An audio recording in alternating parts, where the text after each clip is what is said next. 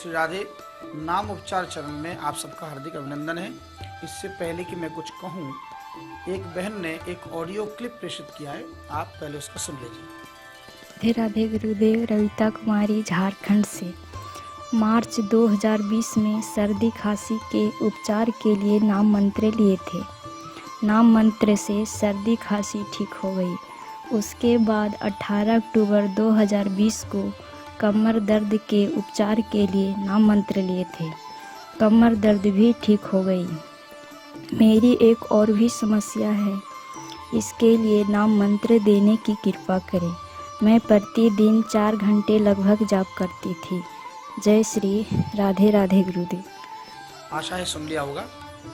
तो आइए पहले एक चौपाई सुनाता हूँ, उसके बाद आज के विषय की चर्चा करेंगे। तात बात फुरी राम कृपाही, राम विमुख सिधे सपने नाही। राम विमुख सिधे सपने नाही। राम से विमुख होकर सपने में भी सिद्धि प्राप्त नहीं हो सकती है। तात बात फुरी राम कृपाही, श्री राम की कृपा ही इस कली काल में एकमात्र साध्य है। इसलिए ऐसे लोग जो उलाहना करते आए हैं, महाराज हम तो बरसों से नाम जप करते हैं, हमें उसका प्रत्यक्ष फल नहीं मिलता। और मैं कहता हूँ, जब आप इस संसार से हताश उदास निराश हो जाएं, संसार के साधनों को अपनाकर, अस्पतालों का चक्कर काट के, कोर्ट कचहरी में चक्कर काट के, संसार के कष्टों से त्रस्त होकर थक जाते हैं, तो कृपा का अंतिम द्वार सदैव खुला रहता है। करालम महाकाल कालम कृपालम, गुणागार संसार पारम न तो हम। करालम महाकाल कालम कृपालम, महाकाल काल भी है पर वो कृपालम भी है, कृपा करने वाले भी हैं। और हमारे भगवान श्री कृष्ण के लिए तो स्पष्ट वर्णन किया है, गुणाकरम सुखाकरम कृपाकरम कृपा परम। इस अंतिम शब्द पर ध्यान दीजिए, क्या कह रहे हैं कि गुणाकरम सुखाकरम, समस्त गुणों के भंडार, सुखाकरम पूरे विश्व को सुख प्रदान करने वाले, और कृपाकरम एकमात्र कृपा करने वाले, पर कृपा परम अर्थात कृपा पर भी कृपा करने वाले। आप कल्पना कीजिए, शब्द को फिर दोहरा रहा हूं, कृपा परम, यानी जो कृपा हम सब पर कृपा करती है, उस कृपा पर भी कृपा करने वाले केवल भगवान है और उनका नाम है। जो लोग बरसों से माइग्रेन से पीड़ित हैं और औषधि करा करा के, इलाज करा करा के थक गए, जो लोग कैंसर के बिल्कुल तीसरे स्टेज तक पहुंच गए थे, आजकल हेपेटाइटिस ए बी सी न जाने कितने प्रकार की ये बीमारी है, चाहे वो लीवर का प्रॉब्लम हो, चाहे वो किडनी के प्रॉब्लम हो, चाहे दमा के फेफड़े के रोग से हो, चाहे वो किसी प्रकार के गुप्त रोग से पीड़ित हो, संसार के दवा करके औषधि करके जब कोई बस न चले तो निराश होने की आवश्यकता नहीं है। प्रश्न उठता है कि बहुत से लोग ये उलाहना देते हैं, शिकायत करते हैं कि हम करते तो फल नहीं मिलता। अभी अभी आपने इस बहन को सुना कि उसने एक बार नहीं, 2 बार नहीं, या तीसरी बार मेरे को प्रार्थना की। जब तीसरी बार उसने कहा कि महाराज जी अब मुझे कुछ, अब मैं भजन करना चाहती हूँ, अब मुझे स्तन के रोग के लिए, तो प्रारंभिक स्तर पर जब शरीर में कोई रोग हो, कष्ट हो, आपत्ति विपत्ति हो, आध्यात्मिक भाषा में हम कहते हैं अनर्थ निवृत्ति। किसी ने प्रश्न भी किया कि अनर्थ की निवृत्ति कैसे हो। अनर्थ की निवृत्ति इसी को कहते हैं। देखिए, भजन में हम जब मानव जीवन का एकमात्र उद्देश्य क्या है?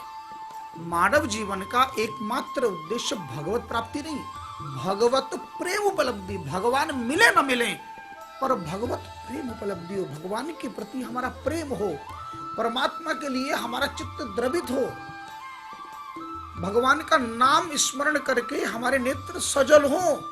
यदि ऐसा हो गया तो फिर उस प्रेम की वेल को ब्रह्मांड के सता छिद्र करके गोलोक बिहारी के उस कल्प वृक्ष से, भगवान को कल्प वृक्ष कहा गया है। भगवान को कल्प वृक्ष क्यों? रामचरित मानस में भी एक ही बालकांड के एक ही दोहे को, और उसी दोहे के नीचे चौपाई में कल्प वृक्ष 2 बार आया। ये नाम कल्प वृक्ष के समान है, साक्षात काम तरु और कल्प वृक्ष स्पर्श रहा है। नाम राम को कल्प तरु है, मैं दोहा पढ़ रहा हूं। नाम राम को कल्प तरु कलि कल्याण निवास, जो सुमिरत भयो भांगते तुलसी तुलसीदास। नाम राम को कल्पतरु, प्रभु का नाम ही एकमात्र कल्पतरु है। समस्त मन की कामनाओं को पूर्ण करने वाले एकमात्र संजीवनी कोई है तो वो कल्प वृक्ष है, जो मन की समस्त कामनाओं की पूर्ति करे। वो क्या? नाम राम को, केवल भगवान का नाम। कली कल्याण निवास, और कली के समस्त कल्याण का एकमात्र निवास है, एकमात्र घर है। जो सुमिरत भयो भांगते, तुलसीदास जी अपने को कह रहे हैं कि मेरा जैसा भांग भी केवल भगवान के नाम का आश्रय करके तुलसी जैसा पवित्र हो गया। भांग अपवित्र माना जाता है ना, तो मेरा जैसा भांग तुलसी जैसा पवित्र हो गया, ये तुलसीदास जी कह रहे हैं। नाम काम तरु काल कराला, उसके नीचे दोबारा फिर काम तरु।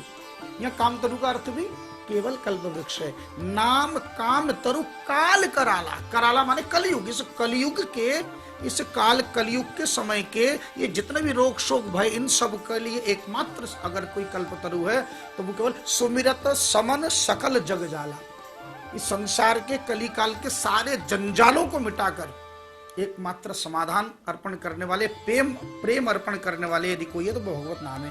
तो हमारा उद्देश्य भगवत प्रेम की उपलब्धि, तो प्रेम की भक्ति रूपी बेल बढ़ती रहे, पुष्ट होती रहे, और वो भगवान के चरणों से जाके वो बेल लिपट जाए तो भगवान की अहर्निश कृपा होती है। अब प्रश्न उठता है कि तो फिर ये हमारे जीवन में हम जितना भजन करते हैं तो हमें और अधिक कष्टों का, प्राय ऐसा देखा जाता है कि जो जितना ज्यादा भजन करते हैं, पूजा करते हैं, पाठ करते हैं, तीर्थ यात्रा करते हैं, उतना उनके सामने और अधिक कष्ट आते रहते हैं। उसका कारण क्या है?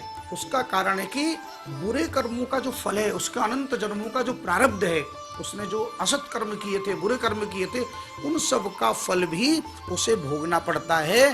और जब तक वो भोग लेगा तो इस भोगने से, दृष्टा भाव से, साक्षी भाव से यदि दृष्टा बन के उन कष्टों को भोगते हुए भगवान के नाम का आश्रय भी लेता रहे और दृष्टा बन के देखता रहे, इससे अनर्थ की निवृत्ति होती है। देखिए, 3 प्रकार अनर्थ की निवृत्ति 3 प्रकार से होती है। कौन कौन से? एक तो नंबर 1 होता है स्वास्थ्य में हानि होगी। आपको पता कैसे चलेगा कि मेरे अनर्थ की निवृत्ति हो रही है? एक तो स्वास्थ्य की हानि होगी, एक धन हानि और एक मान हानि। धन हानि, अचानक व्यापारिक घाटा, अचानक किसी ने ठगाई करके आपके 10, 20, 40, 50 हजार रुपए लूट लिए, अचानक कहीं जेब कट जाए, अचानक संपत्ति का हरण हो जाए, अचानक किसी ने धोखा करके पैसे हरण कर लिए तो धन हानि। ऐसे मान हानि, आपने कुछ नहीं किया लेकिन अचानक संकट आ गया, अचानक कलंक लग गया, अचानक आपका जहां सम्मान होना था वहां अपमान हो गया। तो ऐसा यदि हो जाए, ऐसी परिस्थिति आ जाए, अचानक बिल्कुल हट्टा कट्टा था, अचानक शरीर में कहीं पीड़ा हो गई और आप 2 महीने के लिए बेड रेस्ट पे चले गए, ये क्या? ये अनर्थ की निवृत्ति हो रही है। अर्थात आपके प्रारब्ध कट रहे हैं, जल रहे हैं नाम जप से, पर नाम जप छोड़ना नहीं है। ये समझ लेना चाहिए कि मेरा नाम जप कार्य कर रहा है, और जब ये नाम जप कार्य कर रहा है तो भगवान के, देखिए परमात्मा के पास अनंत शक्तियां हैं, लेकिन परमात्मा के पास जो सर्वश्रेष्ठ शक्ति है वो शक्ति है उनकी करुणा शक्ति। और ये जो करुणा शक्ति है ना, ये करुणा शक्ति वास्तव में भगवान की जो ये करुणा शक्ति है, इस करुणा शक्ति का मूर्तिमान स्वरूप है केवल गुरुदेव। इसीलिए नाम गुरुमुखी श्रवण करना चाहिए। जब गुरुदेव के मुखारविंद से हम नाम ग्रहण करते हैं और उस नाम को दृष्टा भाव से, जब हम श्रद्धा से और प्रेम से और आर्त भाव से पुकारते हैं, हम लोग नाम ऊपर ऊपर से जपते हैं, केवल आर्त भाव नहीं है। अरे नेत्र सजल होते नहीं, चित्र दबी होते नहीं, बाग गदगद होता नहीं है। तुलसीदास कहते हैं, हिय फाटहु फूटहु नयनो, नाम जपते हुए ऐसा लगे कि हिय फाटहु, की हृदय फटा जा रहा है। हिय फाटहु फूटहु नयनो, जरऊ सतन के ही काम, और द्रवई श्रवई पुल के नहीं, और तुलसी सुमिरन राम। क्या कह रहे हैं? तुलसी सुमिरन राम, अपने राम को सुमिरन करते हुए द्रवई श्रवई पुल के नहीं, जब शरीर पुलकित न हो और एकदम नयन एकदम द्रवीभूत न हो, सजल न हो, और द्रवई ही फाटा हुआ हृदय बिल्कुल एकदम भगवान का सुमिरन करते हुए आर्त भाव से हृदय न फटे, है ना, तब तक हमें लगे क्या कि आप नाम जप कर रहे हो। और नाम जप करते हुए ये ध्यान रखना चाहिए कि 6 प्रकार का भक्त अपराध ना हो, 10 प्रकार के नाम अपराध ना हो, 32 प्रकार के सेवा अपराध ना हो, नाम का आश्रय लेकर भी पाप ना हो हमसे कि हम नाम कर लेंगे, पुण्य कर लेंगे, आज पाप कर लो, ऐसा ना हो। इसलिए जब आप भगवान नाम का आश्रय लें तो नाम अपराध न हो, सेवा अपराध न हो, भक्त अपराध न हो, तब आप नाम जप करिए। और असंभव से असंभव कष्ट की निवृत्ति के लिए, असंभव से असंभव मनोकामना पूर्ण के लिए, असंभव से असंभव शारीरिक कष्ट निवृत्ति के लिए भी आप इस नाम जप का आश्रय लीजिए। और बदले में क्या दक्षिणा क्या चाहिए? 540 5 माला महामंत्र की भेज दीजिए। आजकल ये गूगल प्ले स्टोर में एक ऐप है नाम उपचार। मैं निवेदन करूंगा ये ऐप आप प्रत्येक अपने मोबाइल पर डाउनलोड कीजिए। प्रत्येक घर में ऐसा कोई व्यक्ति नहीं है जिस घर में कोई बीमार ना हो, कोई रोगी ना हो, उसके कार्य आएगा। चाहे वो बुजुर्ग हो, परिजन हो, रिश्तेदार हो, नातेदार हो, कोई भी हो, प्रत्येक के मोबाइल में वो ऐप हो। गूगल प्ले स्टोर से आप डाउनलोड कर सकते हैं, निःशुल्क है। और आप उसमें रजिस्ट्रेशन करके और मुझे 5 माला 540 बार भेज दीजिए। और फिर आप वो नाम, तत्संबंधित नाम, संसार में जितने प्रकार के काम हैं उनसे संबंधित एक विशिष्ट नाम है हमारे शास्त्रों में, वो नाम मैं आपको पहुंचाता हूँ। लेकिन श्रद्धा से जपने का कार्य आपका है। देखिए, भूख लगी है तो भोजन भी वही करेगा, प्यास लगी है तो जल वही पिएगा। मेरा कार्य केवल बताना, जपने का कार्य आपका है। इसलिए प्रेम से जपिए, स्वस्थ रहिए और आनंद से भगवान के महामंत्र का आश्रय लीजिए। हरे कृष्ण कृष्ण कृष्ण